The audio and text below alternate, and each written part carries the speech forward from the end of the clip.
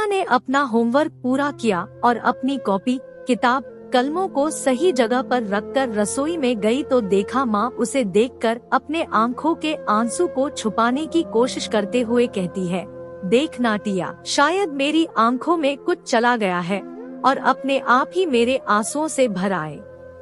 माँ, अब मैं इतनी भी छोटी नहीं रही कि तुम्हारे आंखों में आए आंसुओं को और उनके पीछे की वजहों को समझ ना पाऊँ। माँ, तुम क्यों चुप रह जाती हो? गलती तुम्हारी नहीं होती है, फिर भी पापा हर बार तुम में कोई ना कोई गलती निकाल कर तुम्हें जाने क्या क्या सुना देते।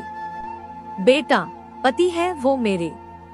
माँ, क्या यह बात सिर्फ तुम्हें ही याद रहता है या पापा को भी कि आप उनकी पत्नी है और पति पत्नी का रिश्ता साझेदारी का होता है, समझौते का नहीं। बेटा, छोड़ना, तू अपनी पढ़ाई पर ध्यान दे, क्यों बेकार की बातें लेकर बैठ गई?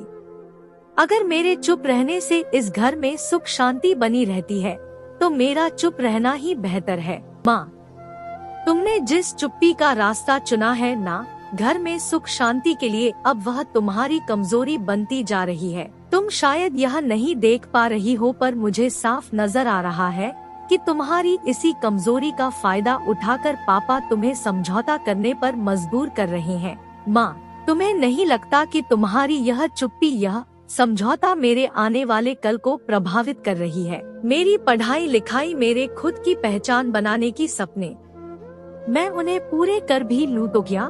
कल मुझे भी तो किसी के घर ब्याह कर जाना होगा, वहाँ मैं क्या करूँगी? मैं तुम्हारी ही तरह चुप्पी और समझौते भरी जिंदगी जीने को मजबूर हो जाऊंगी, क्योंकि मैं भी तो चाहूंगी कि मेरे घर में शांति बनी रहे। नहीं मेरी बच्ची, मैं ऐसा कभी भी नहीं चाहूंगी। तू बता, तुम मुझसे क्या चाहती हो? मैं ऐसा क्या करूं कि तेरा आने वाला कल सुनहरा और खूबसूरत हो? माँ, बस तुम इतना समझ लो कि चुप्पी हर समस्या का समाधान नहीं होता है। एक औरत को अपने परिवार को जोड़ने की एक कोशिश होती है जो वक्त के साथ उसके ही अपनों को उसकी कमजोरी नजर आती है। हाँ बेटा, और इसी कमजोरी का फायदा उठाकर हमारे अपने ही हमें समझौता करने पर मजबूर कर देते हैं।